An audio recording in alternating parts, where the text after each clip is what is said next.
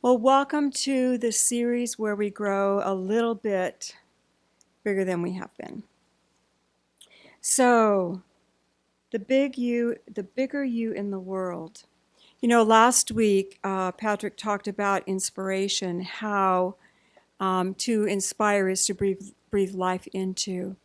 And as we're approaching this month, I want us to keep that in our brains, that we want God energy to breathe life into us, to make us bigger, to make us more of who we are already. So what came was, Spirit said, in order to do bigger, we have to make the vessel bigger. Because right now you're probably doing all you can do. And if you're like me, you're probably near empty all the time. Just always giving all you can. And if I tell you, get bigger in the world, you go, okay, not today. We just don't have it.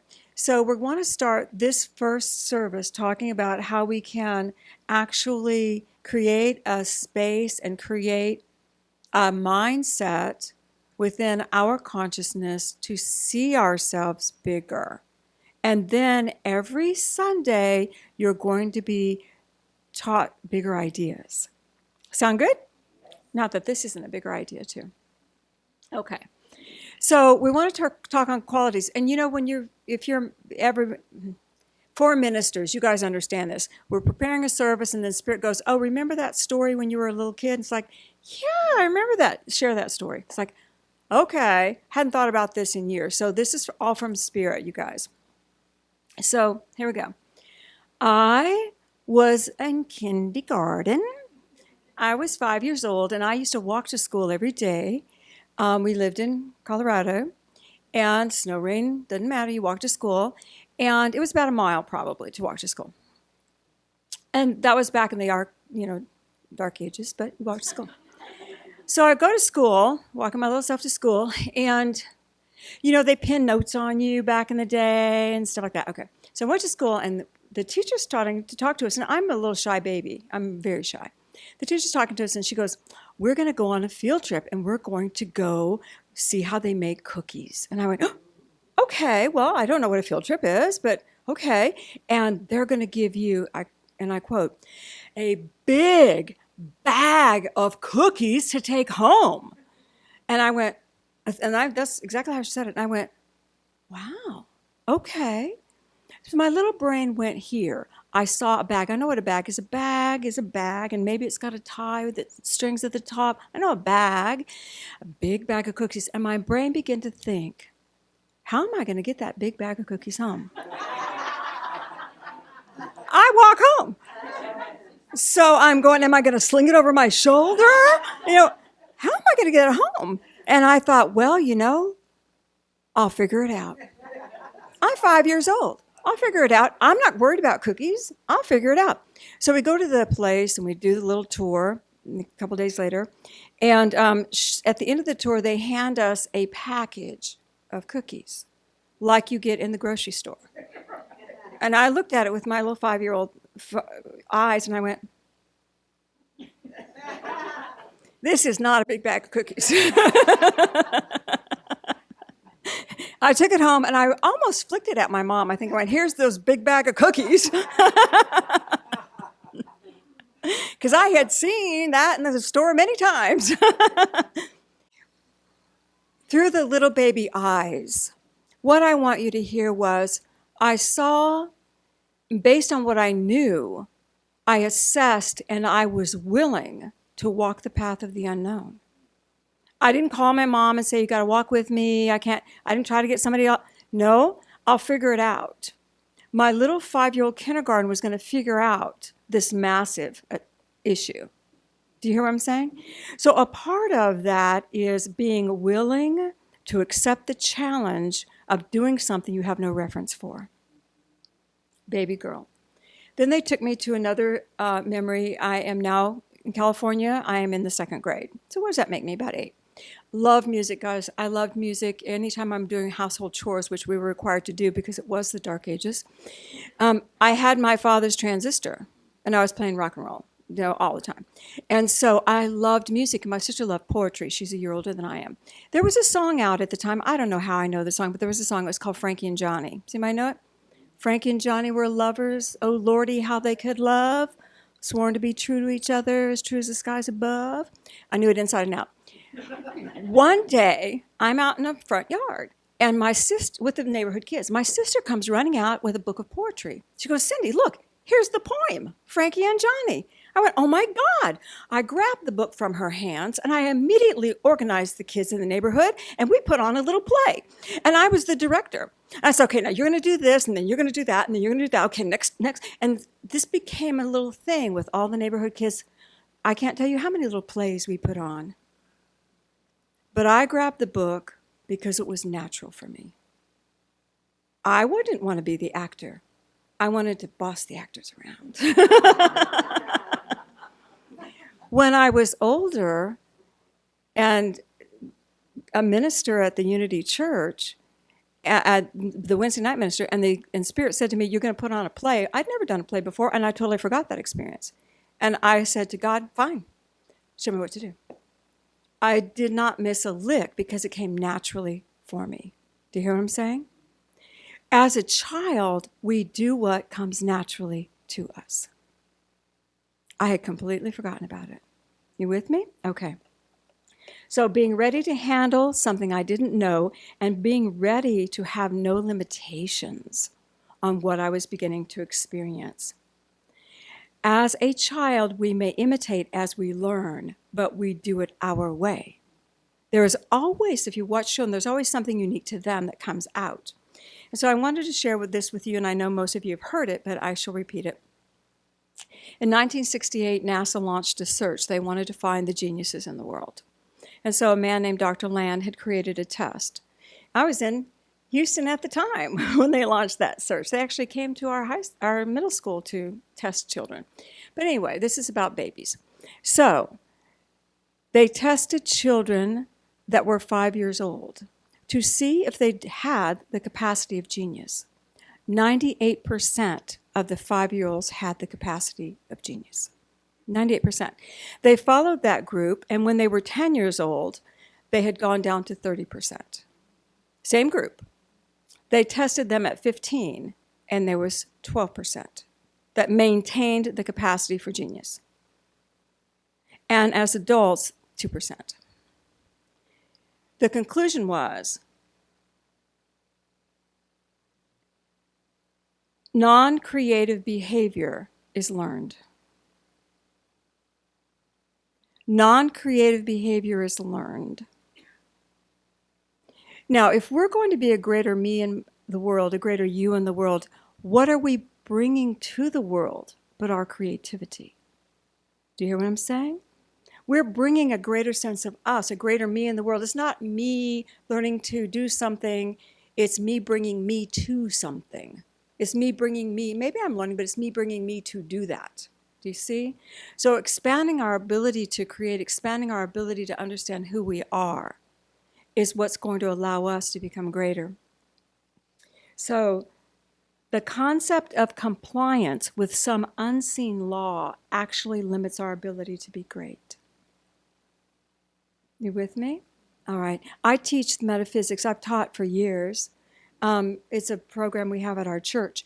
And most of my classes are not test-based. You know, you do the best you can, but unless it gets serious. And now I'm going to test you. And I want to test you because I want the files to be created so you retain the data. So in testing, a lot of metaphysicians don't like this. I don't like a test. You know why?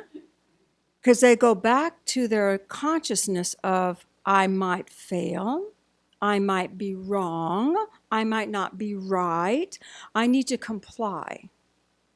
And most of the time, it's just you need to try. You need to try to understand what we're doing. Try to understand and you'll get it. But hear me. When they don't like being wrong, when they feel like they're being tested for an answer and they might fail, that tells you that fail is in your consciousness. And if fail is in your consciousness, you are still living to expectations of someone. Failure to meet expectations. fail. D's didn't meet expectations. Maybe didn't even try to. But it's all about the expected results. If we have any of that in us, how are we going to let ourselves be free to be the child to try something without the prescribed answers? How are we going to let ourselves be free to do that, to be creative? You with me? All right. If failure is a part of our reality, we have limited our experimentation with life. And Spirit said this, why don't we go A, B, C, D, E? Let's go to E, which is experience. Let's just go awesome. What's a B? I couldn't come up with a B. Brilliant. C, curious. That was a curious thing. D, delightful maybe. E, it was an experience. Neither pass nor fail, neither up nor down, neither good nor bad. It was an experience, an experiment. Do you see the difference? Now I'm having an experience with this thing, this whatever I'm going through, instead of I need to do it right. I don't know what to say. I don't know who I am. Wait a minute. I need to do research on it. How many of you guys research to the max before you try something new? Instead of just let me walk in. Let me just walk in and see what happens, see what my energy tells me, see how I experience it. Our life should be about the E. And if an experience does not please you, that is information. That did not make me happy. I do not want to experience that again that way. Maybe I'll do it a different way. Are you with me? Okay. Can you feel yourself being a little bit freer as we're talking? All right. When we're learning to become greater, we have to really ask, what did I bring from Spirit? What is natural for me? What is natural for me? If you find out, and this is kind of your homework, if you find out what is natural for you, you'll find that it's easy to expand that first before you expand something that does not come to you naturally. Go back to childhood. What was easy for you in childhood? What did you lean toward in childhood? And just do something with it. Go buy a toy. Do something with that allows you to go, yeah, okay, I'm expanding that a little bit. That opens up this energy within you so your spirit can start flowing more because it is a natural representation of you, a natural reflection of you, a natural energy of you. And in that, all the other natural you, your spirit, can start coming forward. Being willing to handle, being willing to be unlimited. In Life and Teachings, this is book 2. I just wanted to share this. Guys with me so far?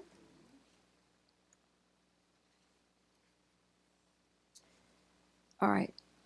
When we start looking at letting our natural abilities come forward, we're talking about our spirit, are we not? We're talking about that inner spirit within us. You must know that you are entitled to every good and perfect gift of God. Okay. That's an entitlement I like. I'm entitled to every good and perfect gift from God. And you must prepare to receive those gifts through the knowledge of God as your divine nature. You prepare to receive the gifts through the knowledge of your own inner divine nature. If you separate yourself from God in thought, you will also separate yourself from God in manifestation. When we live to the expectations of a rule, a school, a whatever, and we don't do it with our spirit cooperating, then we've moved away from following God in manifestation. You guys got me? So God in my heart, God in manifestation, we want to stay there. We don't want to move away from God in thought because we will also separate ourselves from manifestation. All right. To enter fully into the joy of life, you seek life and joy for the fullness. And that joy gives you life. One of the masters said, someday you will find that you have only touched the surface of man's possibilities. And if we are continuing to give ourselves a grade based on other people's perceptions or what we came through, can we know anything greater than the possibilities that our predecessors lived by? Whoever created that grade, whoever created that you should not, We're living by their possibilities, not our own. Guys with me? Okay. I'm going to expand our vehicles here. When we access the spiritual part of ourselves, we are able to expand our vehicle to receive greater. And that spiritual awakening, that spiritual knowing, that spiritual guidance can pour into us and guide us. And Spirit said, if I'm going to fit the dreams I came to dream, I need to expand the dreamer. So we have to expand this part of us. All right, I wanted to share with you as a work exercise.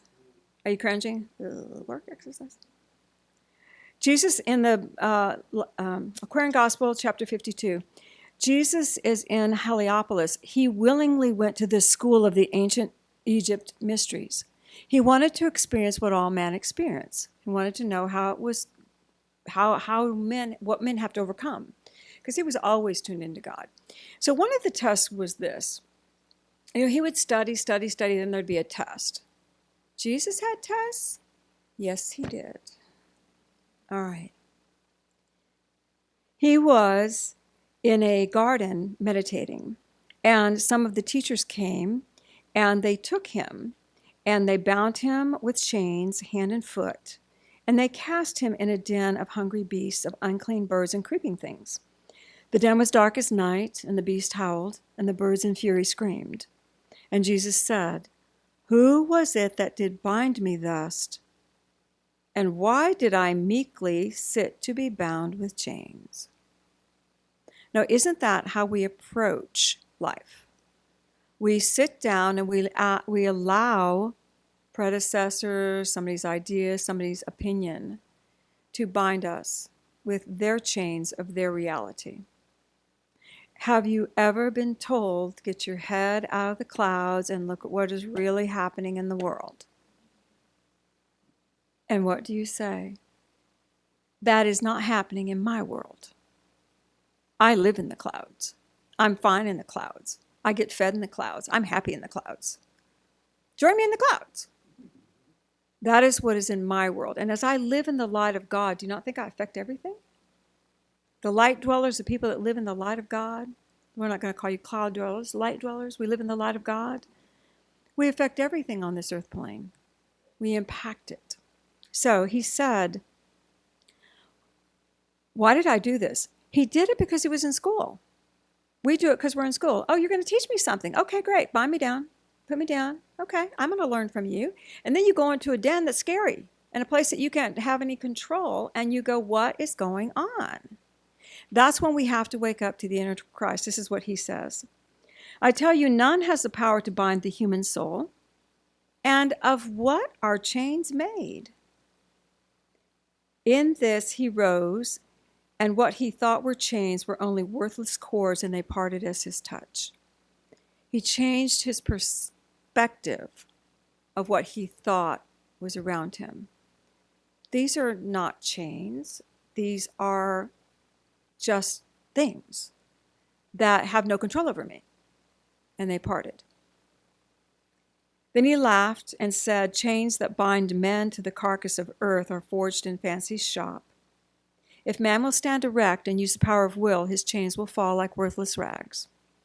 Then he stood, and the hungry beasts and the birds were still making noise, and he said, what is darkness but the absence of light?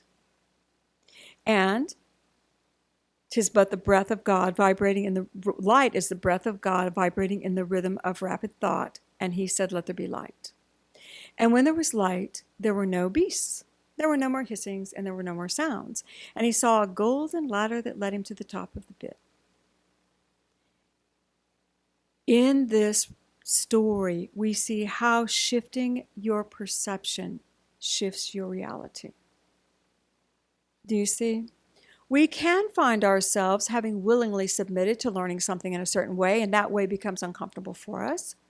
But do we have to finish anything that's taking us off our path and off of our spiritual growth? It is for us to say, wait, I am spirit. This is not the path I am choosing right now, and I am going to move differently. Many of us have done that. It's easy to do when you're dealing with people, situations. It's easier to do that than when you're dealing with what we would call reality matter things. But the matter things will move as easily as well when you realize the immense energy that your spirit has, the creativity that you have to break this energy of compliance and move into the energy of experience. When we bring our spirit to experience, we can break the chains of anything that's on us. When we bring our spirit to the experience. Does that make sense? Okay. All right.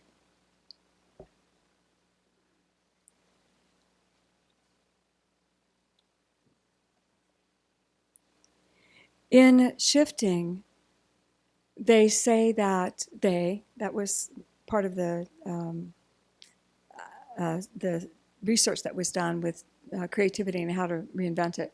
They say that knowledge plus motivation helps spark the creativity within you to start expressing again at a higher level.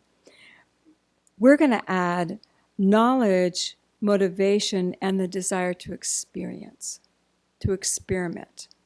This is what frees us, because if we're just doing knowledge and motivation, where are we going? The path of knowledge, what we already know. But we have to add that unknown. We have to add the idea of experience. I know Hazel and I were doing something a year ago, and I didn't know what I was doing. We were trying to accomplish something. So I got her little dress, and I said, okay, we're going to do an experiment. We're going to wash this dress and see if it's softer after we wash it. We're trying to wash off some stiffening. And we got in the sink. It's an experiment. We don't know what we're doing. And I just kept saying, we don't know what we're doing. This is an experience. We have no idea what we're doing. Just kept saying it. We washed it. We hung it up to dry. And at the end of the day, it was as stiff as it was when we started. Washing did not work. But was it a failed experiment?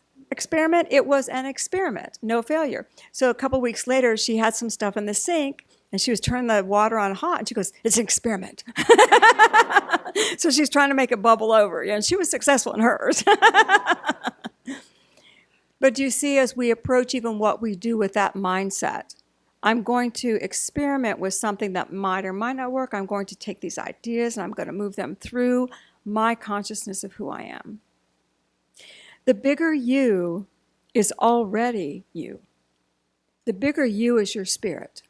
The bigger you is already perfect. It already has the divinity, the beauty, the light, and what part of it you chose to bring into this incarnation, if you're an artist or if you're a musician, whatever part you chose to bring into this incarnation. Allow. That is what will bring you into the joy and the expanded awareness that you're seeking. Y'all, I see books, and I don't have time to read because I'm always working. And so I buy them and make Patrick read them. And then he tells me what he thinks. So he bought a book, and the book was basically about how to X up your game. The X game, where you're like asking for something 100 times bigger than you would normally ask for it. Make it big, make it big. And I said, well, how was that book? And he goes, not metaphysical. The concept was ask for something so super huge that you will not achieve it. You won't achieve it. That's the bottom line. But you will have the experience of trying. Okay. That's one way to approach expansion. Let me guarantee that I'm not going to have what I want at the end, but I'm going to pretend like I'm going to try. That is a mental approach rather than imploring your spirit, adding your spirit to it. So we do want to dream bigger. We do want to dream bigger.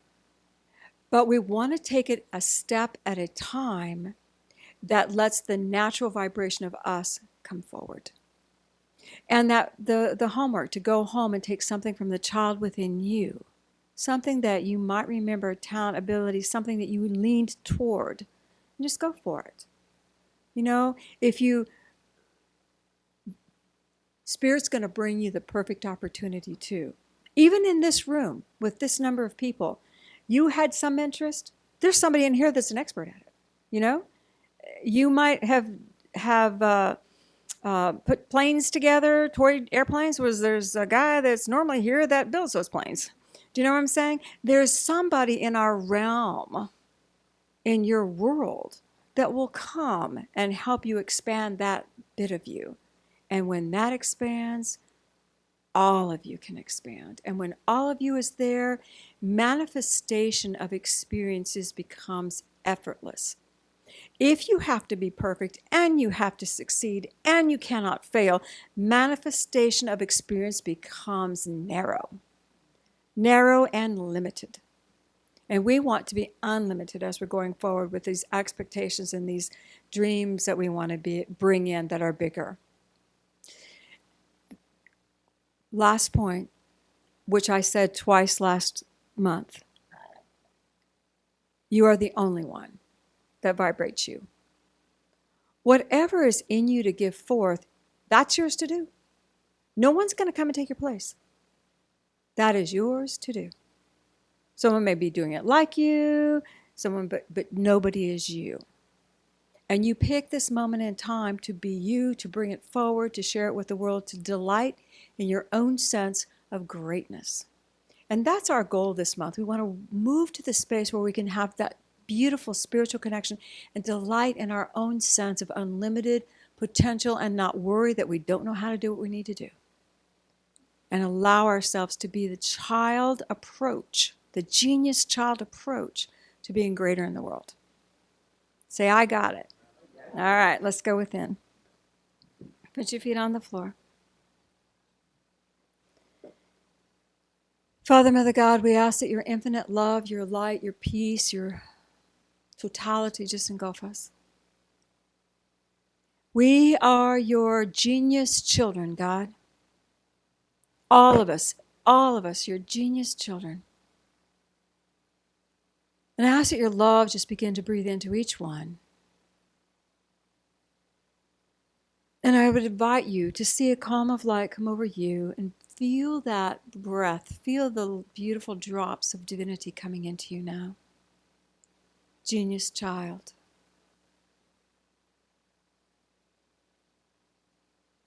Begin to quicken. I am not limited by what the world has done. I am walking the potential of my soul.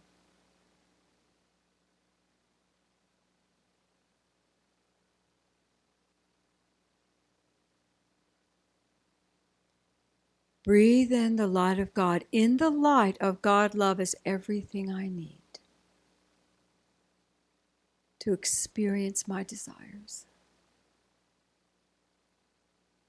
Breathe in the light of God, love into your body. Everything I need is here to experience my desires. And begin to feel a beautiful light just growing in your heart center and just feel it beginning to vibrate. That which I desire is an expression of my soul. I am my desires are me.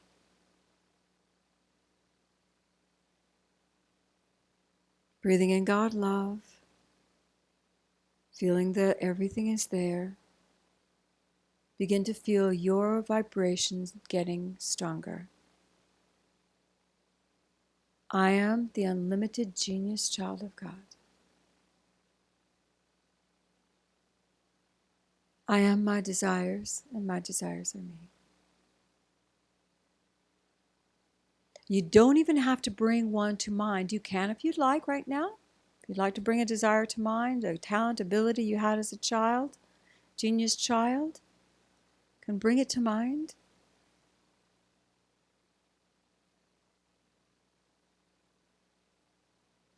Or you can just feel the energy build.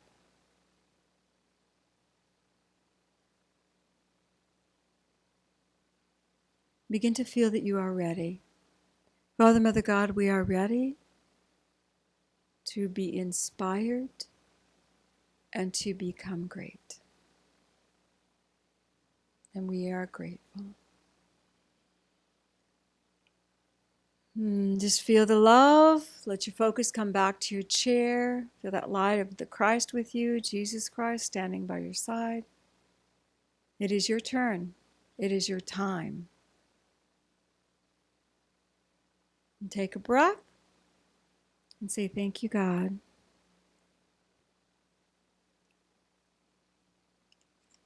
And you can gently open your eyes. I wish I had that test that they administered, because at the end of this month, I would test us all. And we would be geniuses. 100% of us, geniuses, walking in the world, infinite love, infinite potential, not afraid, willing to just be what we are. So that's our homework. Take that first step with something within you that flows naturally from you. Say, yea, God. So it is.